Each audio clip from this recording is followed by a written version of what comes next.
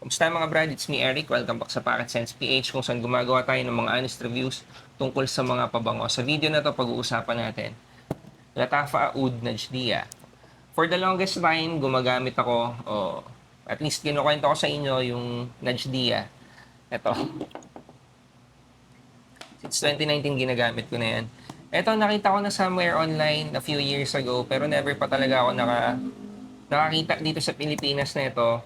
Na-mention sa akin ni Miss Jo recently pero never pa talaga ako nakapag-unbox. Ito yung unang bote ko ng Oud Najdia. So, 100 ml to, Eau de Parfum concentration.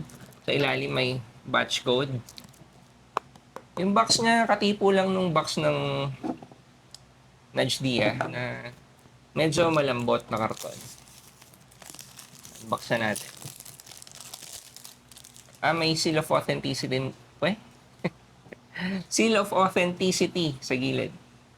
Yung mga bagong bote yata, ganun na no?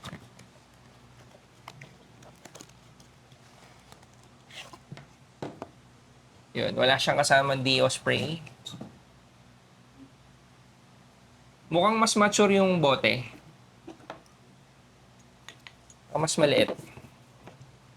Parang mas mabigat. Hindi, parang mas matigas. Ganun. Okay. Ano nga yung gusto kong sabihin dito? Para siyang bato. Anong klaseng bato ba yun? Basta para siyang bato. Yung ganun yung dating nung finish nung bote. Plastic. Hard plastic yung cup. Sprayer check.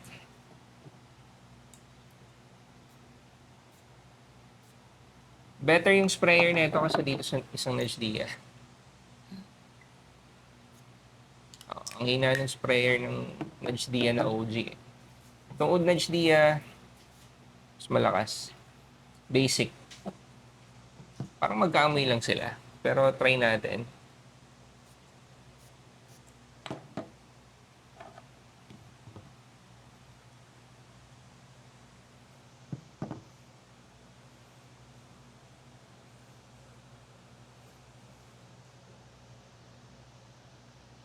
Reminiscent din dito sa OG Najdia yung scent.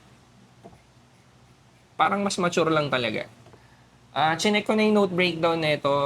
Main difference na nakita ko may agarwood siya. Ito kasi yung sa dulo, yung base niya, kung di ako nagkakamali, cedarwood. So, mas malinis yung dating pagdating sa mid to dry down.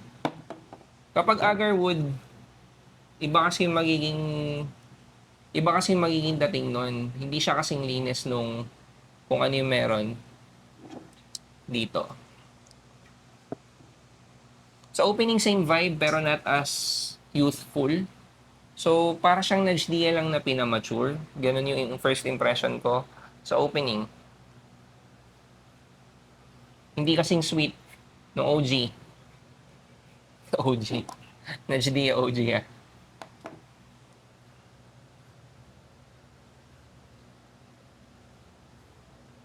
Wala pa rin akong idea sa magiging performance nito kasi unang bote ko talaga, unang beses lang ako nag-unbox ng ganito.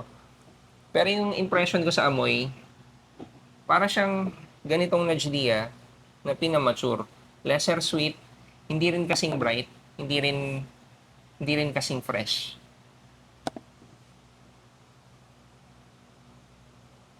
Masasabi kong leaning to something fresh pa rin, pero hindi talaga kasing fresh nung original na Najdia.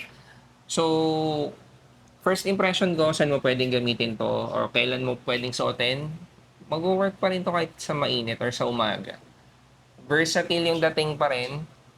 Kumbaga yung core na amoy pa rin nung Najdia o nung mismong Invictus nandito eh. Yun, hindi ko pa masyado kayang pahabain to kasi kabubukas ko lang, hindi ko alam kung gaano maglalast. Pero, yun lang siya. Basically, para siyang ito, tinanggalan ng, binawasan ng sweetness, binawasan ng freshness. Though fresh pa rin siya, leaning fresh pa rin, pero iba kasi yung OG Najdia pagdating dun eh. Kumbaga, fresh. Fresh talaga. Ito, okay, fresh. Siguro gagawa ko na lang ulit ng video kapag na full wear ko na, pero yun. Ano ba yung mas gusto ko? Parang ito pa din. Pero tingnan natin kasi hindi ko pa naman na full wear. Kung nagamit nyo na to, lagay nyo sa comment section. Pa-share lang kung gaano nagtagal sa inyo. Or kung ano yung mas gusto nyo, yung OG na Gdia o ito.